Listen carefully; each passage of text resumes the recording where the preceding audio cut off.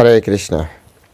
সকলকে আবারও কৃষ্ণপ্রীতি শুভেচ্ছা জানিয়ে আমাদের শ্রীমদ্ ভাগবত গীতার ক্লাসে আপনাদেরকে স্বাগতম জানাচ্ছি। আজ আমরা তৃতীয় অধ্যায়ের 2 নম্বর শ্লোক নিয়ে আলোচনা করছি। অত্যন্ত গুরুত্বপূর্ণ শ্লোক, তো আপনারা সকলে মনোযোগ দিয়ে শ্রবণ করবেন। যারা চ্যানেলটি এখনও সাবস্ক্রাইব করেনি সাবস্ক্রাইব করবেন, আর পিছনে ভিডিওগুলো যারা দেখেননি, কারণ প্রত্যেকটা শ্লোকের উপরে ভিডিও রয়েছে, আপনারা দেখবেন। তো চলুন শুরু করি। নম ওম বিষ্ণুপাদায় কৃষ্ণপৃষ্ঠায় ভূতলে শ্রীমতে ভক্তিবেদান্ত স্বামিনীতি নামিনে নমস্তে সারস্বতী দেবে গৌরবাণী প্রচারিণে নির্বিশেষ শূন্যবাদী পাশ্চাত্য দেশতারিণে বাঞ্ছা কল্পতরুর্ভস্ত কৃপা সিন্ধু ব্যবচ পতিতানাম পাবনে বৈষ্ণব নমো নমঃ। জয় অনন্ত কোটি বৈষ্ণববৃন্দ কি জয়, শিল প্রভুপাদ কি জয়, শ্রীমদ্ ভাগবত গীতা কথা শ্রবণকারী গৌর ভক্তবৃন্দ কি জয়। ওম নমো ভগবতে বাসুদেবায়। ওম নমো ভগবতে বাসুদেবায়। ওম নমো ভগবতে বাসুদেবায়। শ্রীমদ্ ভাগবত গীতা তৃতীয় অধ্যায় কর্মযোগ, শ্লোক নম্বর 2। ব্যামিশ্রেণ ইব বাক্যেন বুদ্ধিমহয় বিবমে তদেকম বাদ নিশ্চিত্ত येन श्रेय अहम आपनुयाम। व्यामिश्रेणेव वाक्येन बुद्धिमहय शिव मे तदेकं वद निश्चित्त येन श्रेय अहम आपनुयाम। हरे कृष्ण। তো এখন আমরা এই সংস্কৃত শ্লোকের বাংলা ভাষানুবাদ আমরা শ্রবণ করব। তুমি জানো ব্যর্থ বোধক বাক্যের দ্বারা আমার বুদ্ধি বিভ্রান্ত করছো, তাই দয়া করে আমাকে নিশ্চিতভাবে বলো কোনটি আমার পক্ষে সবচেয়ে শ্রেয়স্কর। আরেকবার পড়ছি। তুমি জানো ব্যর্থবোধক বাক্যের দ্বারা আমার বুদ্ধি বিভ্রান্ত করছো, তাই তুমি দয়া করে আমাকে নিশ্চিতভাবে বলো কোনটি আমার পক্ষে সবচেয়ে শ্রেয়স্কর। হরে কৃষ্ণ। জয় শিল প্রভুপাদ কি জয়। তো এখন আমরা প্রভুপাদ কর্তৃক যে তাৎপর্য দেওয়া হয়েছে এবং আমাদের অন্যান্য আচার্যবৃন্দ কর্তৃক যে ভগবদ গীতার যে তাৎপর্য আছে সেই তাৎপর্যের আলোকে আমরা এই শ্লোকটি বোঝার চেষ্টা করব, সারসংক্ষেপ আমরা আলোচনা করব। তো এখানে কত সুন্দরভাবে অর্জুন বলছেন কৃষ্ণকে, কৃষ্ণ যখন পুরো দ্বিতীয় অধ্যায় শোনালেন তখন অর্জুন তাকে প্রথমে আগে একটি প্রশ্ন করেছে যে যদি তুমি মনে করো যে কর্ম করার থেকে ভক্তি করা উত্তম, তবে তুমি আমাকে কেন এই কর্ম আমাকে ঠেলে দিচ্ছ, আমাকে এই কর্ম করতে কেন ঠেলে দিচ্ছ। পরের প্রশ্ন করছে যে তুমি, কারণ পুরো ভগবদ গীতা সামারাইজ, আগেও বলেছি ভগবদ গীতার সার অংশ হচ্ছে দ্বিতীয় অধ্যায়। তো দ্বিতীয় অধ্যায় সব কিছু নিয়ে আলোচনা করা হয়েছে। আসলে কোনো কিছু বোঝার জন্য আমাদের কি চাই, একটা সঙ্গবদ্ধ একটা সুন্দর প্রণালী চাই, যেখানে সুসংবদ্ধভাবে বিন্যস্ত থাকবে। এটা একটা গুরুত্বপূর্ণ বিষয় আমাদের যে কোনো বিষয়। যেমন এই যে আমি কথা বলছি, সেটা যদি অবিন্যস্ত হয় তাহলে আপনাদেরও বুঝতে অসুবিধা হবে। তো প্রত্যেকটা বিষয়, একটা গান যদি সুন্দর তাল লয় যদি বিচার না করে চলে তাহলে তাল কেটে যাবে, মানুষ সেটা গ্রহণ করতে পারবে না। যেহেতু অল্প কথার ভিতরে ভগবান শ্রীকৃষ্ণ সমগ্র গীতার সার দ্বিতীয় অধ্যায় ব্যাখ্যা করেছেন, তাই অর্জুন এই প্রশ্ন করেছেন যে তুমি এই যে এত এত কথা বলে, এতে তো আমি নিজেই বিভ্রান্ত হয়ে যাচ্ছি যে আমি কি করব। আসলে তুমি আমাকে সব থেকে শ্রেয়স্কর পয়েন্ট আউট করে বলো যে এটা করো। আর এই কথা তিনি এখনই বলেনি, দ্বিতীয় অধ্যায়ে একবার প্রথমে বলেছিল শিষ্যস্তে অহম সাদি মামতাম প্রপন্নাম যৎ শ্রেয় সৎ নিশ্চিতাম ব্রহিতান্মে। যেটা শ্রেষ্ঠ সেটা আমাকে বলো করতে। এদিকে গেলে এটা হবে, ওদিকে গেলে ওটা হবে, এদিকে গেলে এটা হবে, এদিকে গেলে। আরে কোন দিকে যাব সেটা বলো না, আমি তো বুঝতে পারছি না যে আমার কি করা উচিত।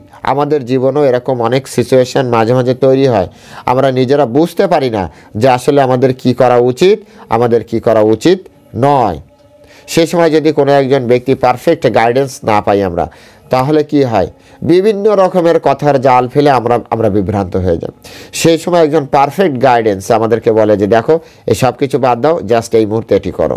যিনি নিরপেক্ষ, যিনি শাস্ত্রজ্ঞ, যিনি তত্ত্বজ্ঞ, যিনি বয়োজ্যেষ্ঠ, যিনি জ্ঞানী, হ্যাঁ, যিনি যে কোনো সিচুয়েশনকে আন্ডার কন্ট্রোল করার ক্ষমতা রাখেন, তিনি এই ধরনের মন্তব্য করেন যে বর্তমান সিচুয়েশন, তিনি একবারেই সিচুয়েশনটা বুঝে ফেলেন এবং সে তার সিচুয়েশন অনুযায়ী তিনি একটা রেজাল্ট প্রদান করেন।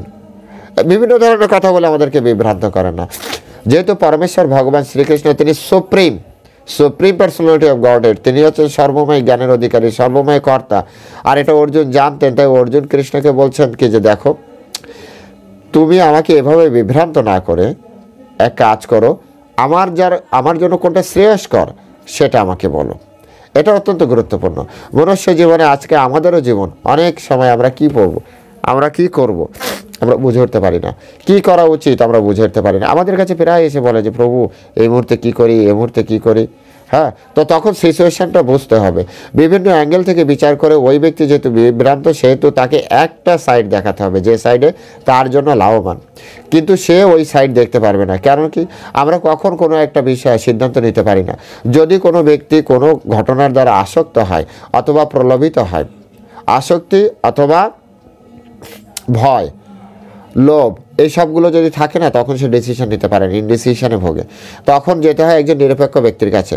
এই জন্য আগের যে রাজপ্রথা সিস্টেম, সেই রাজপ্রথা সিস্টেমে দেখবেন রাজা তো রাজ্য পরিচালনা করেই, কিন্তু দেশ পরিচালনার জন্য যে বিধি, যে বিধান, রাজাকে নিয়ন্ত্রণ করার যে নিয়মকানুন, এগুলো থাকতো রাজার গুরুদেবের কাছে।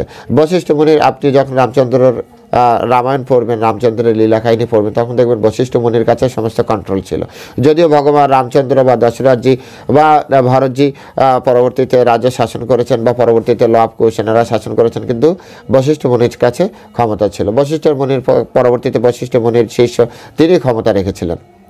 যদি কোনো সমস্যা হতো, ভগবান রামচন্দ্র বারবার বশিষ্ঠ মুনির কাছে যেতেন যে কি করা উচিত, হে গুরুদেব এই সময় কি করা উচিত। আমাদেরকে এগুলো বুঝতে হবে, এগুলো বোঝাটা অত্যন্ত গুরুত্বপূর্ণ। ইন্দ্রের সেবার রাজপুরোহিত আছে, গুরু আছে, দৈত্যদের আলাদা গুরুদেব আছে। যিনি ক্ষত্রিয় তার একটা সে নিউট্রাল না। ক্ষত্রিয় বলেন, ব্রাহ্মণ বলেন, ব্রাহ্মণ শুদ্ধ সত্যস্থায়, তাই ব্রাহ্মণ নিউট্রাল। ক্ষত্রিয় থেকে পরবর্তীতে যারা আছে এরা নিউট্রাল না। আর যখন একজন ব্যক্তি নিউট্রাল না হয়, তখন সে সিদ্ধান্তহীনতায় ভোগে। তাই সিদ্ধান্ত গ্রহণের একমাত্র দায়িত্ব হচ্ছে ব্রাহ্মণের। আমাদের বর্তমান সমাজ এত বেশি বিক্ষিপ্ত কেন? ব্রাহ্মণের অভাব। শিলা প্রভুপাদ এই সোসাইটি কেন তৈরি করেছেন, ইসকন সোসাইটি কেন তৈরি করেছেন? ব্রাহ্মণ প্রোটেক্ট করার জন্য, ব্রাহ্মণ তৈরি করার জন্য, মানুষের ভিতরে যেন ব্রহ্ম জ্ঞান আসে। ব্রাহ্মণ কাকে বলে? ব্রহ্ম জানাতেই ব্রাহ্মণ। এখন ব্রহ্ম জানছে, কিন্তু ব্রহ্মের সাথে সাথে তিনি এই ব্রহ্মের যে মায়া আসক্তি, তার প্রতিও আসক্ত আছে। ফলে কি হচ্ছে? ফলে বিভ্রান্ত হয়ে যাচ্ছে মানুষ। অনেক ভক্ত তিনিও ভালো ডিসিশন দিতে পারছে না, বা তার লাইফস্টাইল তো সেরকম নয়, তিনি আসক্ত হচ্ছেন। আর যখন তিনি আসক্ত হচ্ছেন, তখন তার দ্বারা আমরা আর কি বা ভালো রেজাল্ট পেতে পারি? তাই অর্জুনের মতো আমাদের অবস্থা। অ্যাকচুয়ালি অর্জুন এখন বর্তমানে সাধারণ মানুষের মতো তিনি আচরণ করছেন, যদিও তিনি এমন ছিলেন না। অর্জুন অত্যন্ত জ্ঞানী ছিলেন। বারবার আমি প্রথমেই বলেছি, অর্জুন সম্পর্কে আগে জানতে হবে। ভগবদ্গীতা বুঝতে গেলে অর্জুন সম্পর্কে জানতে হবে। অর্জুন সেই ব্যক্তি যার গুরুদেব স্বয়ং পিতামহ। অর্জুন সেই ব্যক্তি যার গুরুদেব কৃপাচার্য। অর্জুন সেই ব্যক্তি যার গুরুদেব দ্রোণাচার্য। অর্জুন সেই ব্যক্তি যার গুরুদেব স্বয়ং ভগবান ইন্দ্র, স্বয়ং ভগবান শিবজি মহারাজ। অর্জুন সেই ব্যক্তি যিনি সম্পূর্ণভাবে পরমেশ্বর ভগবান শ্রীকৃষ্ণের দ্বারা নিয়ন্ত্রিত একজন মানুষ। আপনি কাকে বন্ধু বলেন? একজন একেবারে আপনার থেকে একেবারে লোয়েস্ট শ্রেণীর কাউকে আপনি বন্ধু বলেন? এটা অসম্ভব। আপনি হয়তো তালে বলবেন হ্যাঁ বলি, না, এটা হয় না। মানুষ সবসময় সমগোত্রীয় সঙ্গ করে, প্রকৃতিও নিয়ম, বাঘ বাঘের সাথে মেশে, হরিণ হরিণের সাথে মেশে, সিংহ সিংহের সাথে মেশে, মহিষ মহিষের সাথে মেশে, গরু গরুর সাথে মেশে। এটা প্রকৃতির নিয়ম। ঠিক তেমনি আপনি আপনার বন্ধুদের দিকে তাকান, দেখবেন আপনার বন্ধুরা প্রায় সেম ক্লাসের আপনার থেকে, এই 19-20। একেবারে লোয়ার ক্লাসের আপনার কোনো বন্ধু নেই, একেবারে হায়ার লেভেলের কোনো বন্ধু নেই। আপনার লেভেলে আপনি যদি হায়ার ক্লাসে অবস্থান করেন, আপনার বন্ধু সব হায়ার ক্লাস। আপনি যদি কোটিপতি হন, আপনার বন্ধুবান্ধব সব কোটিপতি। আপনি যদি দরিদ্র হন, আপনার বন্ধুবান্ধব সব দরিদ্র। মধ্যবিত্ত 2-1 থাকলেও থাকতে পারে, হাতে গোনা, তারা আপনাকে মানেন ওইভাবে, জাস্ট মিশতে হয় তাই মেশে। এটা জগতের নিয়ম। পরমেশ্বর ভগবান শ্রীকৃষ্ণ যাকে বন্ধু বলছেন, এবার চিন্তা করুন তার কোয়ালিটি কেমন। পরমেশ্বর ভগবান যদি নারায়ণ হয়, তাহলে অর্জুন হবে নরনারায়ণ। রূপ, গুণ, শৌর্য, বীর্য, স্থিতি, জ্ঞান, বৈরাগ্য, এই সব কিছুতে অর্জুন অন্যান্য তৎকালীন সময় এবং বর্তমান সময় সমস্ত মানুষের থেকে হাইয়েস্ট লেভেলে অবস্থান করছে। তাই পরমেশ্বর ভগবান শ্রীকৃষ্ণ অর্জুনকে সখা বলেছেন। আগে অর্জুনকে বুঝতে হবে। যে অর্জুনকে বুঝতে পেরেছে, তার জন্য গীতা বোঝা সহজ। সেই অর্জুন আজ কৃষ্ণের দ্বারা মোহিত হয়ে সাধারণ মানুষের মতো আচরণ করছে। কেন? কারণ কৃষ্ণের ইচ্ছা এই গীতার বাণী সাধারণ মানুষের কাছে পৌঁছানো। তাই কিছু সময়ের জন্য অর্জুনকে আচ্ছাদিত করে রেখেছেন, তার জ্ঞানকে আচ্ছাদিত করে রেখেছেন। এত এত জায়গায় থেকে তিনি জ্ঞান গ্রহণ করেছেন। যদি তিনি অত্যন্ত ইন্টেলিজেন্ট না হতেন, বুদ্ধিমান না হতেন, মেধাবী না হতেন, তাহলে এত এত জায়গা থেকে তিনি জ্ঞান গ্রহণ করতে পারতেন না। উর্বশীও তার টিচার, উর্বশীর কাছ থেকে নাচ শিখেছিল। সুতরাং এটা বুঝতে হবে। সেই অর্জুন আজ সাধারণ মানুষের হয়ে তিনি প্রশ্ন করছেন। আমাদের জীবনে, আপনার জীবনে, প্রত্যেকের জীবনে আসে এমন কিছু কিছু মুহূর্ত আসে যখন আমরা বুঝতে পারি না আসলে কি করা উচিত, কিং কর্তব্য বিমূঢ় হয়ে যায়। এই মুহূর্তে কি করব আমি? জীবনে এমন অনেক হতাশামূলক এমন সিচুয়েশন আসে যখন আমরা বুঝতেই পারি না, শুধু ভগবানকে ডাকি, হে ভগবান কি করা উচিত, হে ভগবান কি করা উচিত, হে ভগবান কি করা উচিত। সেই সময় যদি কোনো সৎ গুরুদেবের সংস্পর্শে আপনি থাকেন, তার সাথে আপনি কথা বলবেন, দেখবেন এক চুরিতে আপনার সমস্ত সমস্যার সমাধান করে দিয়েছেন। কারণ তিনি স্বয়ং কৃষ্ণ ভাবনায় অবস্থিত, স্বয়ং কৃষ্ণের প্রতিনিধি রূপে আপনার সামনে রয়েছেন। আমাদের এটি হচ্ছে গুরু পরম্পরার শিক্ষা। দ্বিধা দ্বন্দ্ব নিয়ে কখনো কোনো কাজে নামা উচিত নয়। অর্জুন বিশাল কর্মযজ্ঞে নামতে চাইছেন, বা নামতে যখন যাচ্ছে, তখন অর্জুনের ভিতরে অর্জুন কোনো দ্বিধা রাখতে চাইছেন না। অর্জুন বিভিন্ন অ্যাঙ্গেল থেকে তার অবস্থানকে তিনি দেখার চেষ্টা করছেন। তাই কৃষ্ণের কাছে প্রশ্ন করেছেন, হে কেশব, হে জনার্দন, হে মাধব, বিভিন্ন নামে বিভিন্ন সময় ডেকেছেন যে আমার কি করা উচিত, আপনি কোনটা আমার পক্ষে শ্রেয়স্কর। শ্রেয়স্কর আর প্রেয়স্কর 2 ধরনের শব্দ আছে। শ্রেয় যেমন একটা উদাহরণ দেওয়া যেতে পারে, তিতা শরীরের জন্য শ্রেয়। আর ধরেন তৈলাক্ত জিনিস, এই ধরেন সামোসা টাইপের, বিভিন্ন পকোড়া টাইপের, এগুলো হচ্ছে জীবের জন্য প্রিয় জিনিস বা প্রিয় জিনিস শরীরের জন্য সবসময় যে ভালো হবে এমন না, কিন্তু তিতা সবসময় শরীরের জন্য ভালো। এটা হচ্ছে শ্রেয়।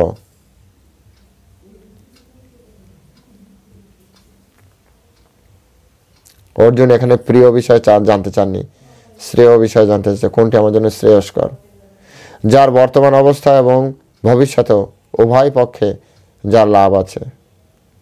যেমন দুর্যোধনের এই জগতে আসা, এটি ধৃতরাষ্ট্রের কাছে প্রেয়স্কর ছিল, অত্যন্ত খুশি হয়েছিল। কিন্তু তার আসার যে ক্ষণ, তিথি, এগুলো ছিল বংশের জন্য খারাপ। পিতামহ ভীষ্ম, গুরু দ্রোণাচার্য, কৃপাচার্য, দ্রোণাচার্য ছিল না, কৃপাচার্য, এনারা বলেছিল যে একটা ছেলেকে বলিদান দিয়ে দাও। এই একটা ছেলে আমাদের বংশকে ধ্বংস করে দেবে, কিন্তু ধৃতরাষ্ট্র তা করেননি, কারণ তিনি প্রিয় বস্তুর দ্বারা, প্রিয় ব্যক্তির দ্বারা তিনি আসক্ত ছিলেন। তার সন্তানের প্রতি তিনি আসক্ত ছিলেন। যেখানে পরমেশ্বর ভগবান, এখানে পরমেশ্বর ভগবান দাঁড়িয়ে আছে, তাই অর্জুন বলছেন প্রেয়স্কর নয়, আমার জন্য যেটা শ্রেয় দয়া করে আপনি আমাকে সেটা বলুন, কোনটি আমার জন্য শ্রেয়।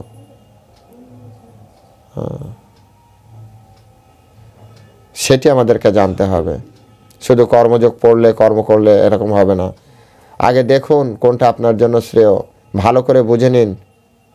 আজকে বর্ণাশ্রম ধর্ম ছাড়া সনাতন ধর্ম টিকবে না। আজকে বর্ণাশ্রম ধর্ম সবাই মানছে না। ব্রাহ্মণ ব্রাহ্মণের কাজ করছে না, ক্ষত্রিয় ক্ষত্রিয়ের কাজ করছে না, বৈশ্য বৈশ্যের কাজ করছে না, শূদ্র শূদ্রের কাজ করছে না। কারণ কর্মে যাওয়ার আগে সে কোনো তত্ত্বজ্ঞানী, তত্ত্বদ্রষ্টা, যিনি ভগবানের প্রতিনিধি,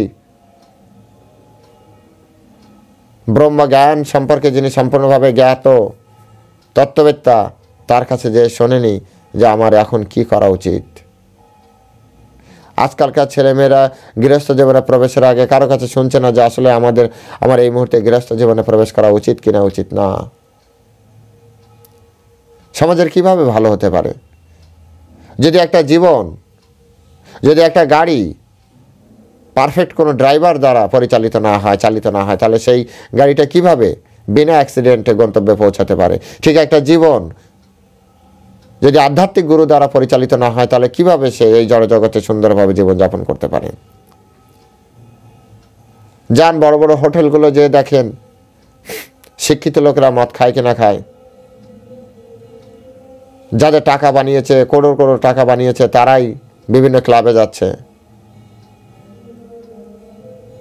যে দেখুন আর বিচার করুন শিক্ষিত লোক কেন এগুলো করছে। বোঝার চেষ্টা করুন। আধ্যাত্মিক জ্ঞান ছাড়া বা কোনো বিষয় সম্পর্কে তত্ত্ব না জানা ছাড়া দ্বিধা দ্বন্দ্ব নিয়ে আমার সামনে কোনো অপশন নেই। আমাদের কাছে মাঝে মাঝে আসে বড় বড় ডিগ্রিধারী ছোট ছোট চাকরি করে। আমি বলি, কেন আপনি এই চাকরিটা গ্রহণ করেছেন? এটা তো আরও কম লেখাপড়া যারা তারা করবে। না প্রভু, আপনি বুঝতে পারছেন না, জীবন পরিচালনার জন্য যা সামনে এসছে আমি অ্যাপ্লাই করেছি। আমি বললাম, আপনার সার্টিফিকেট কি এই ছোট চাকরির জন্য উপযুক্ত?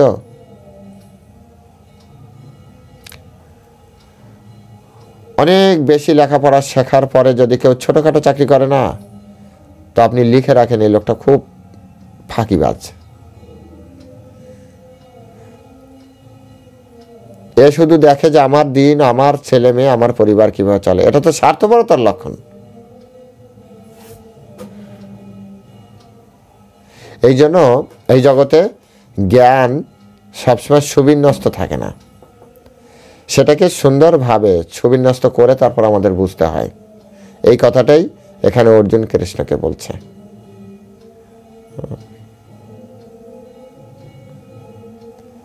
ভগবদ্গীতা পড়ার পরে নিষ্ক্রিয়তা, কেউ বলবে না না আমি সব কিছু বাদ দিয়ে দিয়েছি। না, কৃষ্ণ তো এরকম বলেনি। ভালো করে বুঝুন, কৃষ্ণ আপনাকে ধার্মিকও হতে বলেছে, কৃষ্ণ আপনাকে কর্ম করতে বলেছে।